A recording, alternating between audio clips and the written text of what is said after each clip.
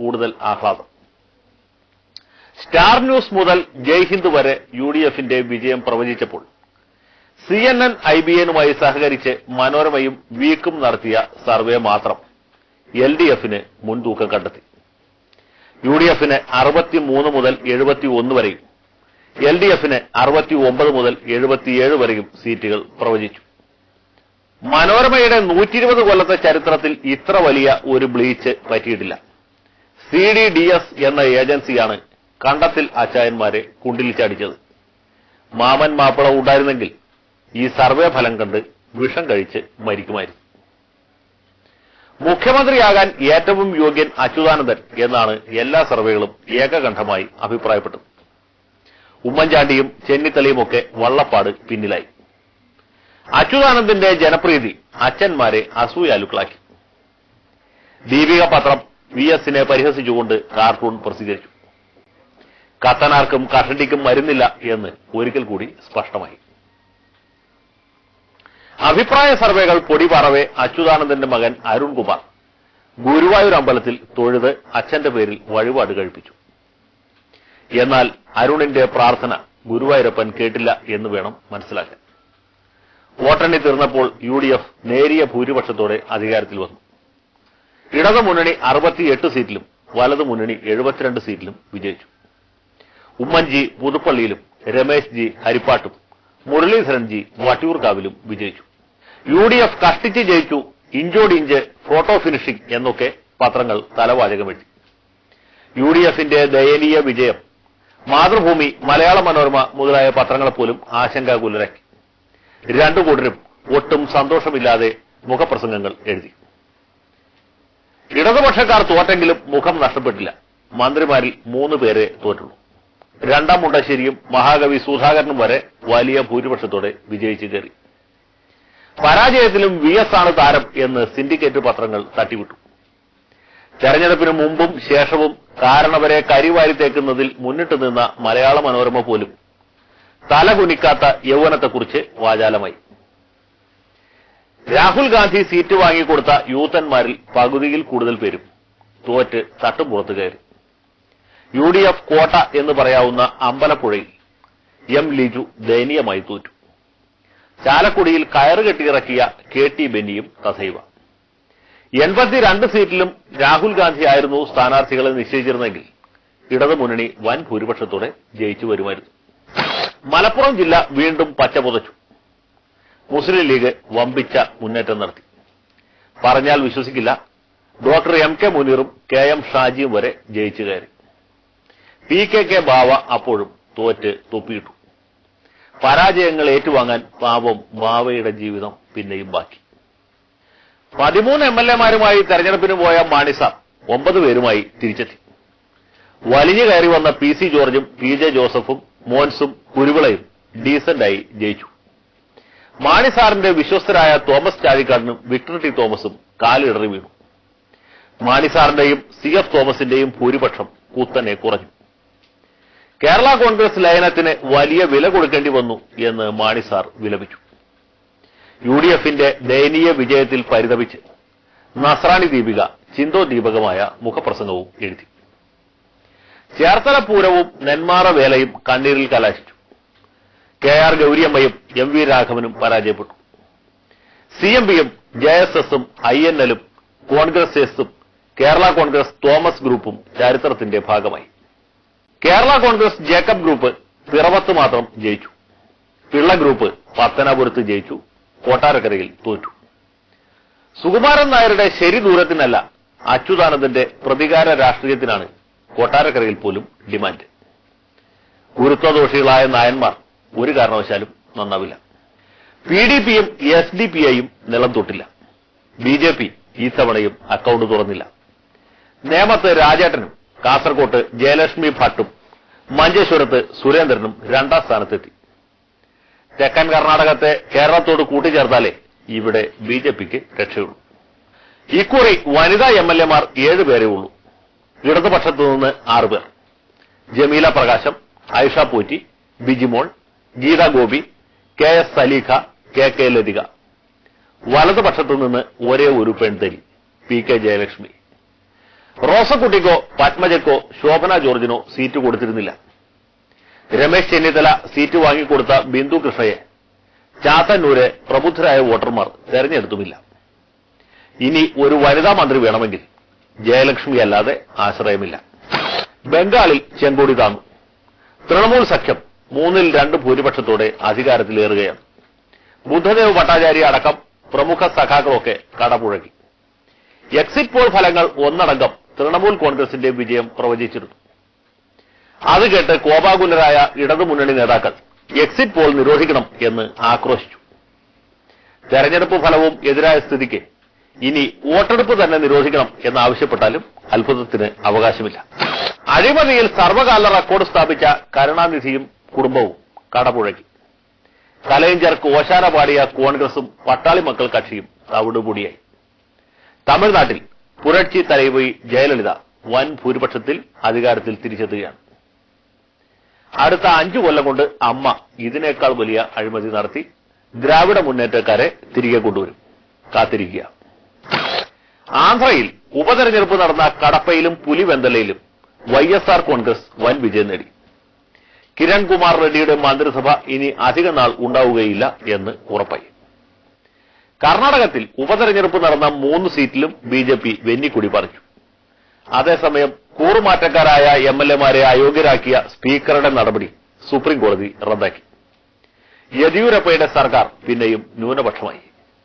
എങ്കിലും മുഖ്യമന്ത്രിക്ക് ഒരു കുലുക്കവുമില്ല. വിധാൻസഭയിൽ ഭൂരിപക്ഷം തെളിയിക്കും എന്ന് അദ്ദേഹം വ്യക്തമാക്കി കഴിഞ്ഞു.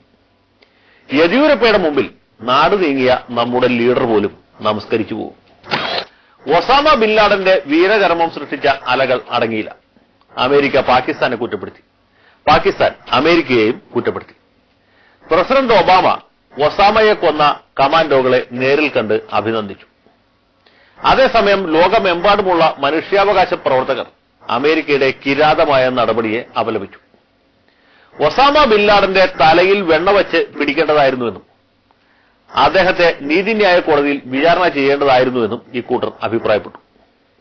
പാകിസ്ഥാന്റെ പരമാധികാരം ലംഘിച്ചതിലും ഇക്കൂട്ടർ കുണ്ഠിതം പ്രകടിപ്പിച്ചു. ഭാര്യമാരുടെയും കുട്ടികളുടെയും സാന്നിധ്യത്തിൽ ഒസാമ ബിൻ ലാഡനെ വധിച്ച അമേരിക്കയുടെ നടപടി സഖാവ് ഫിഡിൽ കാസ്ട്രോയെ ഞെട്ടിച്ചു. ഒരു മുസ്ലിം രാജ്യത്തിന്റെ പരമാധികാരത്തെയും അന്തസ്സിനെയും മതപരമായ ആചാരങ്ങളെയും ചവിട്ടി മെതിച്ചുകൊണ്ട് നടന്ന ആക്രമണത്തെ അപലപിച്ചുകൊണ്ട് സഖാവ് എഴുതിയ കുറിപ്പ് ദേശാഭിമാനി എഡിറ്റ് പേജിൽ പ്രസിദ്ധീകരിച്ചു. വിചാരണ കൂടാതെ വധിക്കപ്പെട്ട ലാഡന്റെ ഭാര്യമാരോടും കുട്ടികളോടും ഒബാമ എന്ത് ന്യായം പറയും എന്ന് പരിതപിച്ചു. വൃദ്ധനും രോഗിയുമായ ലാഡനെ വധിച്ചതും മൃതദേഹം കടലിൽ തള്ളിയതും അമേരിക്ക അനുഭവിക്കുന്ന ഭയത്തിന്റെയും അരക്ഷിത ബോധത്തിന്റെയും പ്രതിഫലനമാണ് എന്ന് സമർത്ഥിച്ചു. സ്റ്റാലിനും മാവോയും പോൾ പോൾട്ടും ചൌസസ്ക്യൂവും അടക്കമുള്ള നമ്മുടെ പാർട്ടി സഖാക്കൾ മനുഷ്യാവകാശങ്ങളും മതനിയമങ്ങളും പാലിച്ചാണ് രാഷ്ട്രീയ പ്രതിയോഗികളെ വകവരുത്തിയിരുന്നത് എന്ന കാര്യം കൂടി ഈ കുറിപ്പിൽ ചൂണ്ടിക്കാണിച്ചിരുന്നു എങ്കിൽ സാമ്രാജ്യത്വത്തിന് അത് വലിയ തിരിച്ചടിയാകുമായിരുന്നു. ഫിഡിൽ കാസ്ട്രോയേക്കാൾ ഒന്നുകൊണ്ടും കുറഞ്ഞ വിപ്ലവകാരിയല്ല സഖാവ് ജി സുധാകരൻ. അദ്ദേഹം ഒസാമ വധത്തെ അപലപിച്ചുകൊണ്ട് കേരള കൗമുദിയിൽ കവിത എഴുതി. ലാഡൻ ബിൻ ലാഡൻ ഭീരുവാണി ഒബാമ എന്ന് ഓർക്കുക.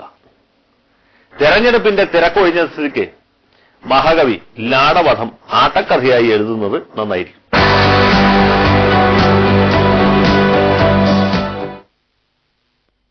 പത്രങ്ങളിൽ എന്ന പോലെ ഈ ആഴ്ച വാരികകളിൽ ഒസാമ ബിൻ ലാഡൻ നിറഞ്ഞു നിന്നു. ഭീകരവാദികളുടെ ഈറ്റില്ലമായി മാറിയ പാകിസ്ഥാനെ കുറിച്ച് ഇന്ത്യ ടുഡേയുടെ കവർ സ്റ്റോറി. ലാഡന്റെ കൊലപാതകം ബാക്കിവെക്കുന്ന ചോദ്യങ്ങളെക്കുറിച്ചും പാക് ചാരസംഘടനകളുടെ പങ്കിനെക്കുറിച്ചും ഔട്ട്ലുക്കിന്റെ കവർ സ്റ്റോറി. പാകിസ്ഥാൻ നേരിടുന്ന രാഷ്ട്രീയവും ധാർമ്മികവുമായ പ്രതിസന്ധിയെക്കുറിച്ച് ദ വീക്കിന്റെ കവർ സ്റ്റോറി. ഇവയെ ഒക്കെ ബഹുദൂരം പിന്നിലാക്കുന്ന ടൈമിന്റെ കവർ സ്റ്റോറി. സൂക്ഷ്മമായ റിപ്പോർട്ടുകളും എണ്ണം പറഞ്ഞ വിശകലനങ്ങളും ചേതോഹരമായ ചിത്രങ്ങളും ടൈമിലുണ്ട്. ഇതിനോട് താരതമ്യം ചെയ്യുമ്പോൾ ഔട്ട്ലുക്കും ഇന്ത്യ ടുഡേയും വീക്കുമൊക്കെ വളരെ വീക്കാണ്. ഈജിപ്തിലെ മുല്ലപ്പൂ വിപ്ലവം പ്രതീക്ഷിച്ച പരിണതിയിലെത്തി. ക്രിസ്ത്യൻ ന്യൂനപക്ഷത്തിനെതിരെ വിപ്ലവകാരികൾ ആക്രമണം അഴിച്ചുവിട്ടു. പള്ളികൾ കത്തിച്ചു. ക്രൈസ്തവരെ വധിച്ചു. മുബാറക്കിന്റെ ഭരണമുണ്ടായിരുന്ന കാലത്ത് ഒരു പരിധിവരെയെങ്കിലും ന്യൂനപക്ഷങ്ങൾക്ക് ആരാധനാ സ്വാതന്ത്ര്യം ഉണ്ടായിരുന്നു. മുബാറക്കിനോടൊപ്പം മതേതരത്വവും ഈജിപ്തിന്റെ അതിർത്തി കടന്നു. ഇനിയുള്ള കാര്യങ്ങൾ സയ്യിദ് കുത്തബിന്റെയും ഹസനുൽ ബന്നയുടെയും കിതാബിൽ പറഞ്ഞ പോലെ നടക്കും. ജനാധിപത്യത്തിന് ക്രിസ്ത്യാനികൾ വലിയ വില കൊടുക്കേണ്ടി വരും. അയോധ്യ കേസിൽ അലഹബാദ് ഹൈക്കോടതിയുടെ ലക്നൌ ബെഞ്ച് പുറപ്പെടുവിച്ച വിധിന്യായം സുപ്രീം കോടതി സ്റ്റേ ചെയ്തു. സിവിൽ കേസുകളെ സംബന്ധിച്ചിടത്തോളം ഒരു സാധാരണ നടപടി മാത്രമാണ് സ്റ്റേ ഉത്തരവ് എന്നിരിക്കലും മാധ്യമങ്ങൾ അതിന് വലിയ പ്രാധാന്യം നൽകി. ഹൈക്കോടതി വിധി സ്റ്റേ ചെയ്തുവെങ്കിലും താൽക്കാലിക ക്ഷേത്രത്തിൽ പൂജ നടത്താൻ തടസ്സമില്ല. പുതിയ കെട്ടിടങ്ങൾ പണിയാനോ സർക്കാർ ഏറ്റെടുത്ത സ്ഥലത്ത് മതപരമായ ചടങ്ങുകൾ നടത്താനോ പാടില്ല. ആരും ആവശ്യപ്പെടാതെ തന്നെ തർക്കഭൂമി 3 വിഭജിക്കാനുള്ള ഹൈക്കോടതി ഉത്തരവ് തികച്ചും വിചിത്രമാണെന്ന് സുപ്രീം കോടതി വാക്കാൽ അഭിപ്രായപ്പെട്ടു. ജഡ്ജിമാർ കടലാസിൽ എഴുതുന്ന ഉത്തരവിനല്ലാതെ വാക്കാൽ പറയുന്നതിന് ഒരു വിലയുമില്ല. എന്നിരിക്കലും ഇവിടത്തെ പത്രങ്ങൾ അതും മഹാസംഭവമാക്കി. അയോധ്യയെ ചൊല്ലിയുള്ള വ്യവഹാരം ഇനി ഒരു 10-15 കൊല്ലം കൂടി നീണ്ടുപോകും. ഇപ്പോഴുള്ള വ്യവഹാരികൾ മരിച്ച് അവരുടെ അനന്തരാവകാശികൾ കേസ് നടത്തേണ്ടി വരും. എന്നിരിക്കലും ഹിന്ദു മുസ്ലിം ഭേദമന്യേ എല്ലാ കക്ഷികളും സ്റ്റേ ഉത്തരവിനെ സ്വാഗതം ചെയ്തു. ദേശാഭിമാനിയും സിറാജും അന്നക്കന്ന് മുഖപ്രസംഗം എഴുതി. പിറ്റേ ദിവസം മാധ്യമവും മുഖപ്രസംഗം പാസാക്കി. എല്ലാ കക്ഷികളും അപ്പീൽ ജയിക്കട്ടെ, മൊത്തം ഭൂമി എല്ലാവർക്കുമായി പതിച്ചു നൽകട്ടെ എന്നാണ് വാരാന്ത്യത്തിന്റെ ആശംസ. ഭോപ്പാൽ വാതക ദുരന്ത കേസിൽ പഴയ വിധി പുനഃപരിശോധിക്കാൻ സാധ്യമല്ല എന്ന് സുപ്രീം കോടതി അറുത്തുമുറിച്ചു പറഞ്ഞു. ഹർജി നൽകാനുള്ള കാലതാമസമാണ് കാരണമായി പറഞ്ഞത്. കാലതാമസം ഉണ്ടായിരുന്നില്ലെങ്കിൽ മറ്റെന്തെങ്കിലും കാരണം കണ്ടുപിടിക്കുമായിരുന്നു. പീലാത്തോസ് വിധിച്ച വിധി വിധിച്ചത് തന്നെ. അതിൽ മാറ്റം വരുത്തേണ്ട ഒരു കാര്യവുമില്ല. എൻഡോസൾഫാൻ നിരോധിക്കരുതെന്ന് കേന്ദ്ര സർക്കാർ കേണു പറഞ്ഞിട്ടും കോടതിയുടെ കരളലിഞ്ഞില്ല. 8 ആഴ്ചത്തേക്ക് ഉൽപാദനവും ഉപയോഗവും സുപ്രീം കോടതി താൽക്കാലികമായി വിലക്കി. ഉൽപാദകരുടെ വരുമാനമല്ല ജനങ്ങളുടെ ആരോഗ്യമാണ് പ്രധാനം എന്നൊരു കുത്തുവാക്കും പാസാക്കി. സുപ്രീം കോടതിയുടെ വിലക്ക് താൽക്കാലികമാണ് എന്ന് സമാധാനിക്കാം. 8 ആഴ്ച കഴിഞ്ഞ് എൻഡോസൾഫാൻ പൂർവാധികം ശക്തിയോടെ തിരിച്ചുവരും. ശരത് പവാറിന്റെയും തോമസ് മാഷിന്റെയും പ്രാർത്ഥന പടച്ചവൻ കേൾക്കാതിരിക്കില്ല. എൻഡോസൾഫാൻ വിഷയത്തിൽ UDFും കേന്ദ്ര സർക്കാരും സ്വീകരിച്ചിട്ടുള്ള മനുഷ്യത്വപരമായ നിലപാടുകൾ വിശദീകരിച്ചുകൊണ്ടും ഇടതുപക്ഷത്തിന്റെ രാഷ്ട്രീയ നാടകത്തെ അപലപിച്ചുകൊണ്ടും ഉമ്മൻചാണ്ടി എഴുതിയ കുറിപ്പ് പ്രമുഖ പത്രങ്ങൾ എഡിറ്റ് പേജിൽ പ്രസിദ്ധീകരിച്ചു. 3.5 കോടി മലയാളികളും മണ്ടന്മാരും മന്ദബുദ്ധികളുമാണ് എന്ന ധൈര്യത്തിലാണ് ചാണ്ടിക്കുഞ്ഞ് ഇതുപോലെയുള്ള കുറിമാനങ്ങൾ എഴുതുന്നതും പത്രാധിപന്മാർ അത് അച്ചടിച്ച് വിളമ്പുന്നതും. ഉത്തർപ്രദേശിൽ എക്സ്പ്രസ് ഹൈവേക്ക് സ്ഥലമെടുക്കുന്നതിൽ പ്രതിഷേധിച്ച് കർഷകർ നടത്തുന്ന സമരം അക്രമാസക്തമായി. പോലീസിന്റെ തുപ്പാക്കി പ്രയോഗത്തിൽ ഏതാനും പേർ പരലോകപ്രാപ്തരായി. പത്രങ്ങളിൽ അത് മത്തങ്ങയായി. വികസന വിരോധികൾ നടത്തുന്ന ഇത്തരം സമരങ്ങളെ നിരുത്സാഹപ്പെടുത്താനല്ല, പ്രോത്സാഹിപ്പിക്കാനാണ് നമ്മുടെ പത്രങ്ങൾ ശ്രമിക്കുന്നത് എന്ന കാര്യം നിർഭാഗ്യകരമാണ്. എരുതിയിൽ എണ്ണ ഒഴിക്കാൻ BJPയുടെയും സമാജ്വാദി പാർട്ടിയുടെയും ഐക്യ ജനതാദളിന്റെയും നേതാക്കൾ ഓടിയെത്തി. ഒടുവിൽ രാഹുൽജിയും എത്തി. പയ്യവതി പിടിച്ച് പടി കടത്തു വിട്ടു എന്നതും തമാശയായി. രാഹുൽജിയെ പരിഹസിച്ചുകൊണ്ട് ഹിന്ദുവിന്റെ എഡിറ്റ് പേജിൽ കേശവ് കാർട്ടൂൺ വരച്ചു. ഇന്ത്യൻ എക്സ്പ്രസിന്റെ 1-ാം പേജിൽ രവിശങ്കറും കാർട്ടൂൺ വരച്ചു. വികസനത്തിനും രാഷ്ട്രീയക്കാർക്കുമിടയിൽ കുടുങ്ങിയ കർഷകരുടെ പങ്കപ്പാടിനെക്കുറിച്ച് ഹിന്ദുവിൽ സുരേന്ദ്ര കാർട്ടൂൺ വരച്ചു. സിംഗൂർ പ്രശ്നത്തിൽ മമതാ ബാനർജി നിരാഹാരം കിടന്നപ്പോൾ ഇതിനേക്കാൾ കിടിലൻ കാർട്ടൂണുകളാണ് സുരേന്ദ്ര വരച്ചതും ഹിന്ദു പ്രസിദ്ധീകരിച്ചതും. അതിന്റെ പരിണത ഫലമാണ് ഇപ്പോൾ ബുദ്ധദേവ് അനുഭവിക്കുന്നത്.